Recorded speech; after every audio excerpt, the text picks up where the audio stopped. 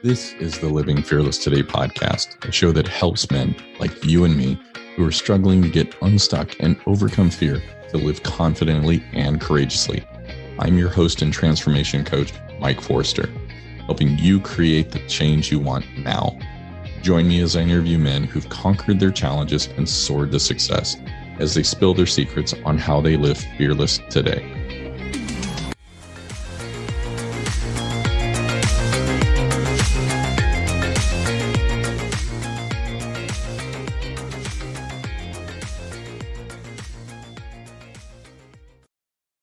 Well, hello and welcome back, my friend. Man, if you're watching on YouTube, you're going to recognize these guys' faces. If you're listening to the podcast, you're going to recognize their voices. And I'm grateful, both of them coming back and really sharing about the solo retreat. We talked a little bit about it, but not a lot in depth. There were questions. And so I wanted to give them a chance to come back and say, hey, this is way more powerful than you can anticipate. And this opens doors and empowers you to step into that next phase, that next season of life in the way that you want to. So kind of, just breaking the chains that hold us back, really taking a look under the hood, our beliefs and our self-limiting beliefs. Kyle Nelson, Eli Libby, they, again, both were on here not too long ago, and really excited to have them back. And, like I said, we're going to jump in and talk about the solo retreat. So, guys, how are you doing today? Amazing. What's up, Mike? Good to see you. Mike, it's good to see you, man. Doing good. Hopefully people recognize our voices, but your voice is very recognizable. You've got the power voice. You've got the power voice. We talked a little about it in the pre-show, but sharing my episode of the podcast, about 2 or 3 people were like, that dude's got a voice. Mm-hmm. It's amazing. Yeah. I'm glad you got touched by my story. No, it was just your voice that they got touched. Yeah. I don't care about his story. They kind of skip past Kyle's part. They just listen to your voice. Well, I appreciate it, guys. It's one of those all loaded into AI. We can, create chat bots with the voice. So That's awesome. That's awesome, man. But no, you guys both shared very openly and honestly, in a powerful way, your stories about how you got to the point of, healing, restoration, and empowerment, dude. Because you guys are often running and you're helping people to do the same, just as kind of like a, high level kind of like appetizer thing. Help us to, go back and see how solo retreats came about for the two of you. Let's you start. Yeah, so it all started on November 8th, 2018. I experienced lots of tragedy that day within a 24-hour period. I was living in Paradise, California, beautiful Sierra Nevada foothills. Me and my wife had our first home. We had our son. He was around 2 or 3 at the time. And we experienced the campfire, the most catastrophic event in 2018 worldwide. Burnt down 58,000 homes. People it was a crazy day. So, of course, we lost our home, lost my parents' home, lost my business, and my world was crumbled. I didn't really have much money in the bank account at that point. It'd be like a couple $100. We were struggling, but we were doing all right, getting by every month. We were homeless at that point. But the day before that, we actually had our first miscarriage. So, people say there's valleys and peaks. I was digging a trench in the valley. I wasn't even in the valley at that point. It was just so bad. I was so low. But as a man, as an individual that was very forward-thinking and resilient, I didn't really deal with those emotions, and I suppressed them for years. Went to therapy when we moved up to Bend because I was having some PTSD around some of the wildfires here, noticing that, sure enough, the therapist told me I had severe anxiety, depression, and PTSD. When that came alive, there was actually more emotions that came alive within me. And it all kind of swelled up until April 21st, 2021, when I woke up and I looked in the mirror and I said, this is it. I don't see a future. I'm completely numb. I can't feel anything besides anxiety. Couldn't do I was in the office, I was able to put a mask on and move forward. But deep down, I was hurting in so much pain and I couldn't even make decisions. So I was about to call it. At life. But luckily, I just kind of heard the word and the feeling of escape. And I did. I escaped reality for a few days with some journal prompts and went to Coos Bay, Oregon on the coast, found a little Airbnb, and I just cried a lot. All my emotions came out, discovered who I was, did tons of self-reflection, thought my identity was one thing and figured out it was something else, my calling and purpose, and came back transformed, completely different man, and inspired to move forward in life. So within a few day period, I was at the lowest any human could be to probably one of the highest a human could be. And it was a complete transformation. And the reason why that happened is because I removed all the noise in my life. I took a step back and I really asked myself, who is Kyle Nelson and what is he here for? And sure enough, about the same exact week when I came back to work, told Eli about my experience, and the asteroid hit his world like crazy. Jump from there. Yeah. So yeah, continuing the high level appetizer, as you put it, is again, Kyle alluded to it, is I went through a divorce. I found out I was being cheated on, and our business crumbled. We had to lay off pretty much all of our employees in one day and tell them it was our last day. And then I lost my uncle, all in the span of a 2-week period. And when you get hit with that all at one time, it rains, it pours, and you start having thoughts about, like, is it me? Is that the reason? Like, am I not a good business owner? Am I not a good husband? Like, is it me? That's the question I kept asking myself. And I was lucky enough to have Kyle. Not only are we business partners, but at the core of that, we're best friends. And he sent me off, said, get away and go do some deep inner work and do these journal prompts. And it helped a ton. It really, it created clarity, and it gave some limiting beliefs and some fears that I had. I know that's a lot of what you talk about. It let me break through those and realize that it wasn't me. And I think that was that was the pivotal moment of clarity, to where we kind of set out on this journey to help other individuals find that clarity, and doing it how we did it, doing it through an experience of solitude and taking a step back to move forward. And not enough people do that. And it helped us a ton. Yeah, I think one of the powerful things here, both of your stories and paths are different. Yeah. But the solo retreat and, doing the inner work, kind of spending that time becoming more self-aware, more clear. Dude, it's not just one path that fits into that. It's like this big funnel that it's like, regardless of what you've gone through, I mean, whether it's financial or, job related, relationship, whatever, it can still fit in there. And the common factor is us. And it's not, how do I fix my spouse? How do I fix my career? How do I fix other things?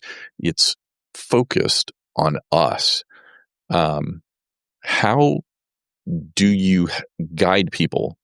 How are you guiding guys in the questions and the prompts to be able to focus on themselves, like to do that introspective work?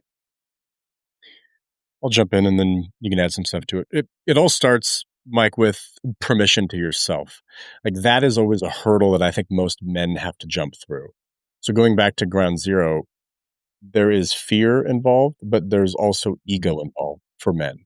So you've got to get past that and get vulnerable with yourself and look yourself in the mirror and give yourself that permission to take time away. Again, as the male in the household or in the family, is you're usually the backbone. And for you to show vulnerability is a hard thing to do. But as soon as you do that, you start going down this path and this experience through solitude and stillness and, free from distractions. So this is a digital detox, like full experience for 3 days.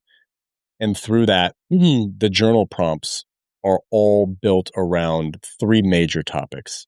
Day 1 is about self-discovery. Day 2 is about self-reflection.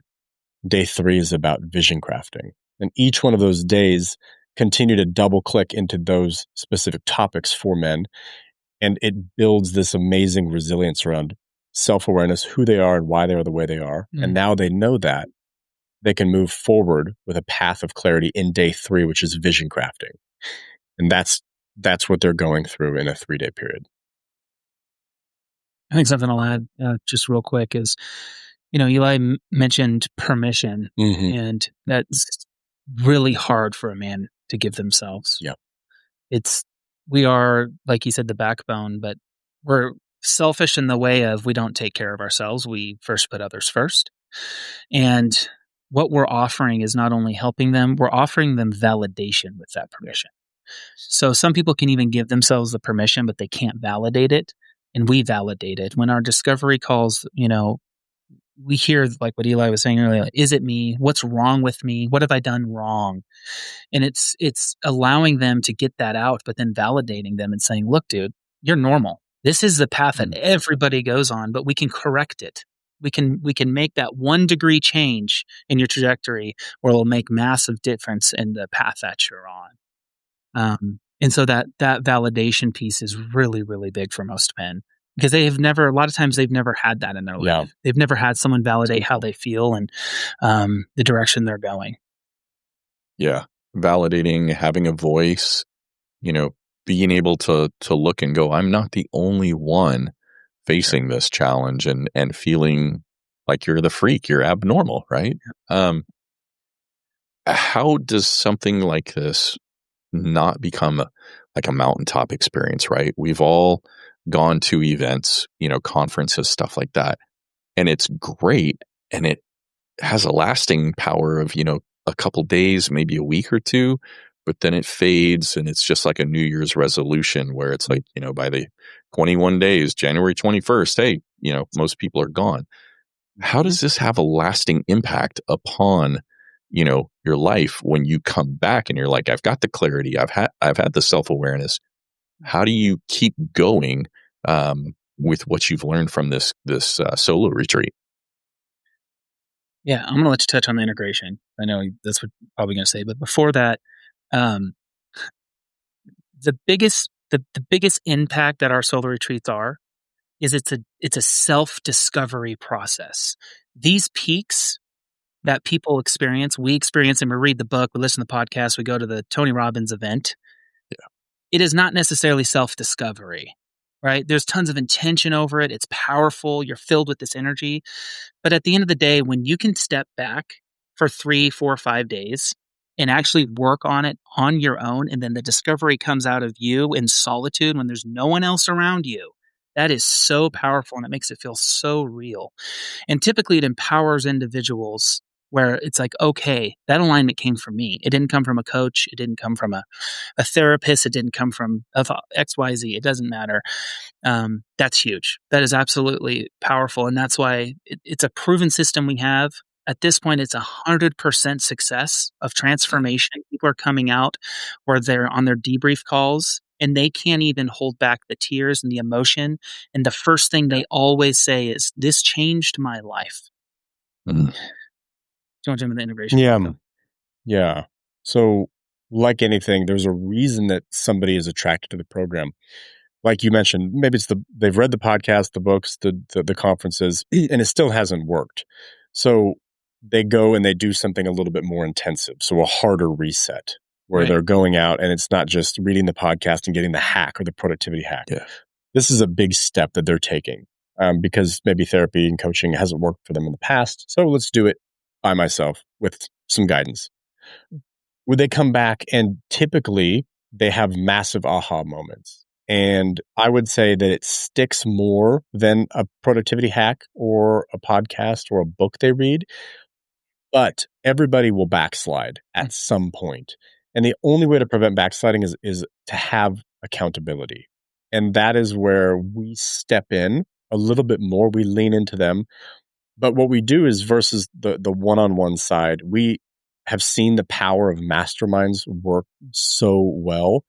We bring people together so that have gone on the retreat, that have common vocabulary, and they are surrounded by this basically board member of accountability partners at that point. After their retreat, they're on a high. They have their action plans and they have their path to clarity. And now they just need to kind of validate it with other people. Yeah. So in the mastermind, the program that we have it's virtual masterminds, but it's also in-person retreat masterminds. And those are really where the power is at, is getting in that room with that energy And with those like-minded individuals, just great people in a great room, that's where real change is made and accountability is created. I just want to say one last thing is we don't mean to slam coaches. We don't mean to No, slam God, no. therapists. We've had therapists. We have therapists. We have coaches. Mhm. That's the addition. But you need to start at the core, right? Which is you. Yes, which is you.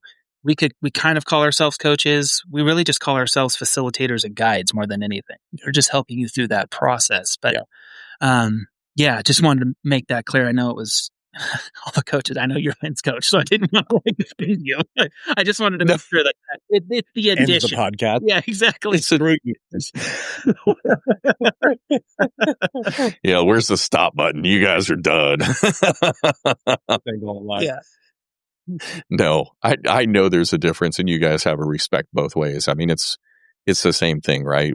Cardio's got a place, strength training has a place, and collectively there's more power to it. So, and different people are at different places to take advantage of things. If you had hit me up when it was like I was beginning my journey, would have been like, nope, I'm not ready to be in a room by myself, especially for 3 days thinking about questions that are self-reflective. Like there was so much self-loathing and self-hatred. I was not ready for that. But if you are ready for this step, this is a powerful tool that takes you in a different direction.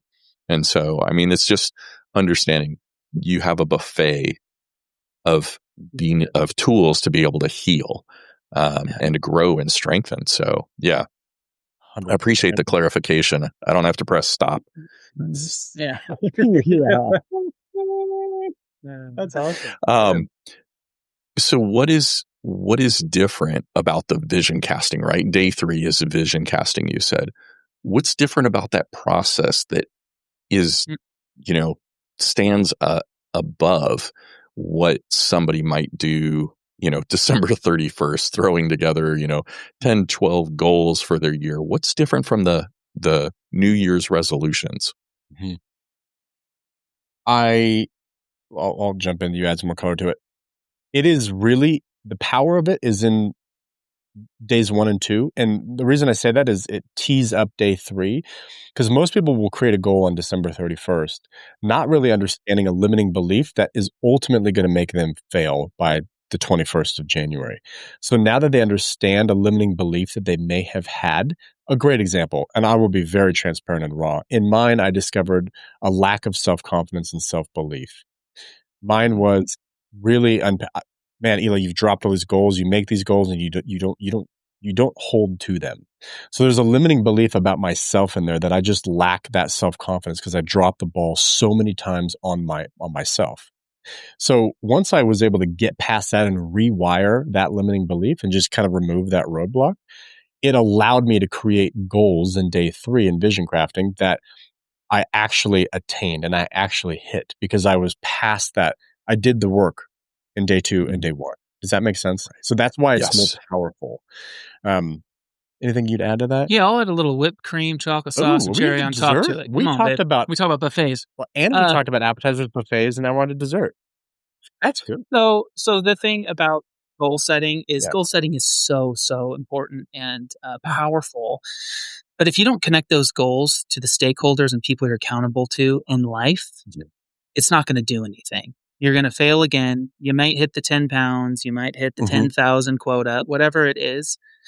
But to keep that momentum going, you've got to really connect it with who you're accountable to. And so some of the questions we ask individuals is, if you don't make change today, if the event is not that powerful to you today, what does the stakeholders and your relationships look like with you in the next 1 year, 3 year, 5 year? Yeah. And those relationships could be your relationship with your health.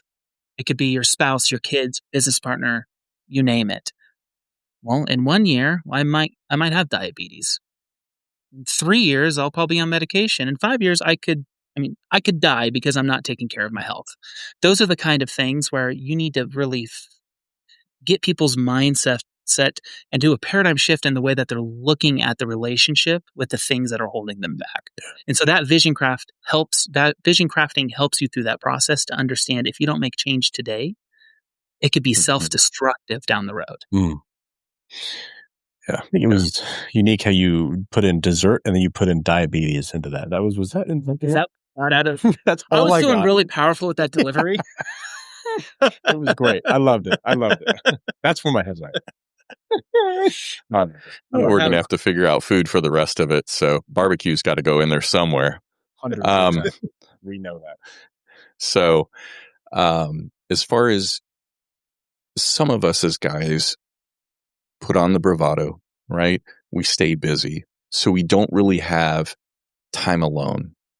And going, especially for a 3-day period, to be alone and introspective can be daunting. It's hard. How do you encourage guys to like say, hey, this is the most courageous thing that you can extend to yourself, to give yourself permission for? How do you get over that hurdle? Yeah, it's a great question. It's several different parts. I mean, one is that what I had just said, helping them look into the 8-ball and say, what's the what if? I mean, really, what is the what if you don't make change today? It always ends up being self-destruction, self-sabotage, self-hatred, like you were saying. And helping people validate that that's real is very, very powerful, because a lot of us are in the hum of life. We're going, we're sprinting, we're moving forward, and we don't see what could happen. We see this one path that we're down, but really the other path is over here. Jump in there. Yeah. I mean, fear is something that we encounter every day with people trying to go on a solo retreat. Like we said, looking yourself in the mirror. The other part is they're scared to unpack what could unfold, right? There could be some trauma that was hidden in there. When you talk about limiting beliefs, there's always something there was a seed planted at a very young age, and that typically comes up. But I love what you said about being courageous. We use that, we say that all the time. The other part about it too is, depending on the individual, sometimes you don't want to instill fear in them. You don't want to tell them like, oh man, what if? Sometimes you want to walk with them and catch them in stride and be like, hey, you might be on the right path. Let's validate that so you can sleep better at night. Because all you're doing is just thinking, man, am I going the right direction? Is this the right thing to do? Is my business going the right way? This solo retreat actually provides validation for it. So it's catching them in a place of positivity versus fear. Now that it just depends on where we got to meet the individual, but that's just another perspective on what you said about approaching somebody that is scared to go on a retreat because they don't know what they're going to unpack. I'm going to have a steak right there. Oh God, let's go! I'm hungry. So the one thing that we tell everybody and what we walk away with in conversations is we tell them we believe in. And a lot of people have never had someone actually say to them in the eye, face to face, that someone believes in them, right? The stuff we've gone through, it would have been helpful if we had someone guiding us saying, we believe in you, you can do this. But we had to go and be at such a low place in life and figure out, oh, I need to go experience solitude, right? And so that's really powerful when we tell people that, and it unlocks something in individuals. And we truly do believe in any human, in their capacity in being able to stop the self-destruction and understand that there is more purpose in their life. And it's interesting too, we had this conversation with somebody that was yesterday that was really, really on the fence. About going on a solo retreat. We've been 100%. Talking about it for 6 months at least, or a year. And he knows his wife's going on one. And he knows the power of him. And he kept saying, dude, I am so afraid that I'm going to get off track because I'm so dialed with my business right now. And I know I'm down the right track. And I said, dude, you're looking at this the wrong way. What if you go, because you have these self-doubts and you keep questioning yourself, am I on the right track? What if you went and it actually created the validation that you are on the right track and you don't have to go through the anxiety every night to think, am I on the right track?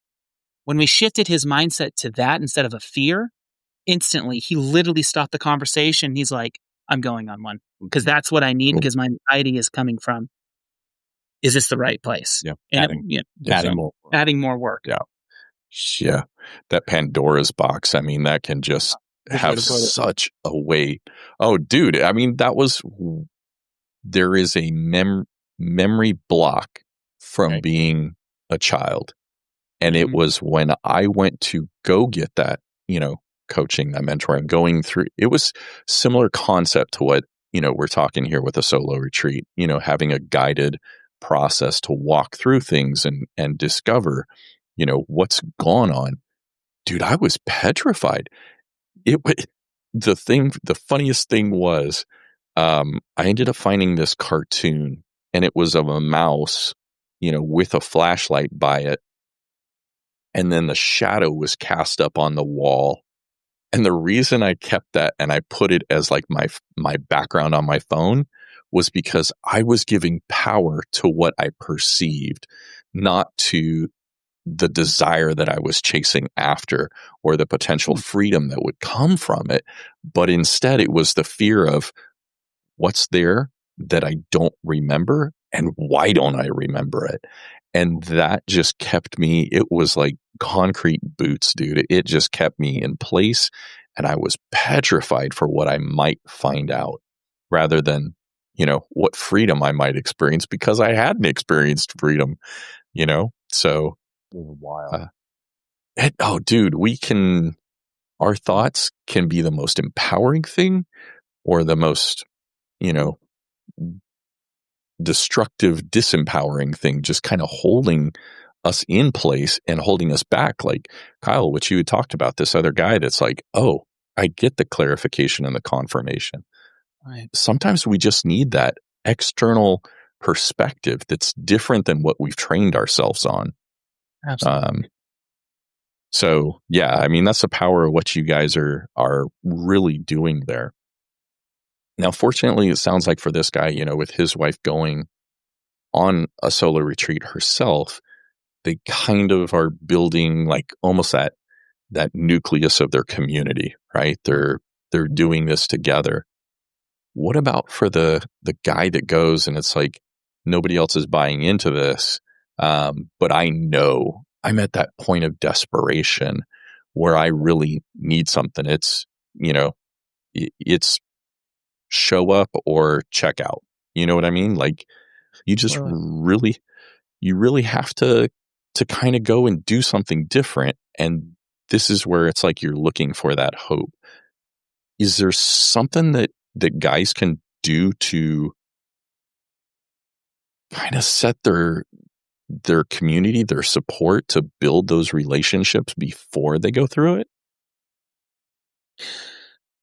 It's full transparency telling these individuals, for a change, I'm working on myself.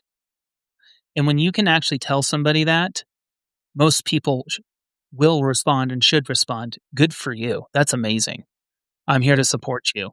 But we're so afraid by how we're going to be judged and how we're going to be looked at and like, oh, I have issues. What's wrong with Kyle? Is something going on? Our minds start going in this anxiety circle and it doesn't stop. And so that's when you're going to start seeing the divide of who's truly there for you and quality, authentic individual, or who's the one that's the toxic one in your circle that you need to remove yourself from. That is one very difficult thing. That's what some people go through a program and they realize they're like, I'm in the wrong circle. This is what's been stopping me. I'm not surrounding myself with the network that of the network I want to be in. And it's really difficult. Yeah. Do you have anything to add on that? I think that was perfect. Yeah, I think that's exactly hard. what it said is being courageous, like being able to say, like when somebody asks you, like, "Hey man, how are you doing?" The typical answer is, "I'm good," and then they move on. Yeah. It's really courageous for somebody to say, "Man, I'm actually not doing good, and this is what I'm going to do about it." That is a very courageous thing to say, and you should be very proud if you have that response. You should be a pretty proud, strong male Yeah. if you can say something like that. So Yeah. that builds a great, strong community, or it turns them away. But it's a great way to vet people. Yeah. And sometimes those people that you need to set a boundary with or move to a different place in relationships can be family, which is hard. But sometimes our connections are to boat anchors, not people that are balloons elevating us, so it's like you got to discern and figure it out. So true, Mike. So true, Mike. So Yeah, I'd love to say I had a lot of balloons around me, but I learned what I practiced from those I was with. So yeah, it was, you needed a new circle of people to learn new things, not reinforce the habits and patterns and beliefs that you had grown up with. So powerful. So powerful. Yeah, I appreciate it. What would you say is like a common thread that you see for guys that becomes revealed when, they're on the retreat? What's something that you just kind of continue to hear time and time again that is super powerful, but yet most guys that go on it are not expecting that revelation? I'll jump in. You probably have different ones than I do. Maybe you don't. Two things. One, being more vulnerable. So, they realized that it was cooped up. It was a little bit too tight to the chest, and once they got it out on paper, they feel more comfortable sharing. So vulnerability was one. And then I would say the other one that we hear a lot is it's between legacy and intentionality, and that kind of gratitude. When I say intentionality, I mean like being in the moment, being present, and being very intentional with all of our acts. So versus them being on their phone all the time at their kids' soccer practice, it's like they put it away and they're intentional and they're present there. I think those are kind of a couple things that I see common threads between men that go in the program. Is there anything that you would add? Yeah, some walk away with asking and understanding that the question is, why am I so tough on myself? Yeah, that's a good one. Understanding what self-love and self-compassion is again. A lot of these men, they have no clue what that is. It sounds like a sissy thing, self-care, like all that stuff, but it's like, no, you want to take care of your mental, like you need to take care of yourself. And by doing that, you got to do the things you love and that actually like fuel you in life. Yeah. And it's okay to, not be so tough on yourself. We all fail. That's part of life. But if we can shift the mindset from what am I doing wrong to what could I have done better? Like just small things like that and not be so tough on ourselves. Because when we're so tough on ourselves, we automatically think everyone else sees it and they agree with it. And so then we put this identity on ourselves. And if we can remove that, which a lot of men aren't doing, it shifts their relationships with their wives, their children, fill in the blank. And so toughness is hard because that's what we're programmed and that's what we're told to be growing up. And it's hard. I mean, we've gone through it, like having to force ourselves self-care and self-love every day or weekly or whatever it is. It's hard to commit to that, give ourselves permission, but we know longevity and long term, it's going to be good for our mental. Yeah. That's exactly what you said, Mike, earlier, which is like your thoughts control everything. So if your thoughts are only negative about yourself, you're only going to see that about yourself, and that's only going to attract negative thoughts to yourself. I think the other thing common threads are really just a pretty simple term or sentence, which is, I now have clarity. We hear that all. I now have clarity. I now have clarity. We've heard that so many times. And this program really gives men clarity in their next chapter, clarity in what they're working on or where they're stuck. That's what we hear the most, in my opinion, the more I think about it. Yeah, I remember you guys talking about somebody that was doing this every quarter because of the clarity that it gave him, in life and where he was going. And it's like, dude, most of us are walking in a fog that we don't even realize we're surrounded by. And to get that kind of clarity, that is an amazing gift that I don't think many of us give ourselves, that permission, like you guys talked about earlier. It's very true. What are like some tangible things that you're seeing that, dude, men are showing the courage, they're putting in the effort, the time, they're going inside and getting this clarity and doing the work. What are some benefits that you're seeing for guys that come out on the other side after the retreat? Like as far as career, relationships, health, finances, what do guys see on the other side? There's so many different examples that we could name. I mean, dozens and dozens and dozens. I think at the end of the day, what we're seeing is identity shifts. People that have been stuck in this identity of, oh, I'm a business owner, entrepreneur, or I am a coach. I am this. And they're actually shifting, being like, no, I'm actually a curious man. I'm actually a loving man. I'm actually this kind of man, and that's who I want to be. And how do I design a life around that rather than me trying to design a life around my business, around my job, around my fill in the blank. And so we're seeing these insane identity shifts and pure transformation in that. And that identity can then be the fuel that you need to cast that vision that you crafted on this trip. Yeah. Yeah. I would say another complimentary one is a lot of men come out of this knowing what success is for them, and they subtract things. They remove things from their life. Maybe they're involved and they run 3 companies right now. They come out and they're like, I'm selling 2 of them because that one relates to my purpose and my calling. And now I have more time for my family, which is really what success is to create a world impacting family. That is what I believe is legacy and what holds true. So I'm going to subtract things so that I can focus on that. That is another outcome I've seen. It's understanding the boulders in your life that you need to move. And I mean, it's been, that guy, he's selling one of his big businesses now. Last time we touched base with him. Another guy, he came out with the word enough. He said, what is enough in my life? I'm always going to be chasing the dollar. What is enough? Where do I need to be? And he booked he left it the next week. He booked a European trip with his family. He's like, all right, I'm going to prove myself what's enough. I need to spend more time with my family. Like it's honestly silly, like tangible things like that, where if you wouldn't have gone and done this work, it wouldn't have slapped you in the face like it needs to. And just kind of enjoy and have some fun in life. That's a good way to put it. Yeah. Yeah. And I think the power that comes from realizing the truth about your identity, who you really are, and you thought was a lack, right? I'm not worthy, and coming out and going, I am fully worthy, or I am enough. I'm strong. I'm brilliant. All these things that we thought were for other people and not for us to take ownership of that, man, that transforms every aspect of the man, but also of the life around them. And I think that's just something we really don't understand because we've not gone through this kind of stuff, creating the space, taking the time, doing the work. And so, that's where I really wanted to bring you guys back and kind of capitalize upon hey, let's talk more about what this does, enable us to do. So guys, I appreciate you coming back again and talking about, the solo retreats and the power that's involved. And, often some of our perceptions are, just that, perceptions, and they're not grounded in the truth. So I appreciate you guys sharing that.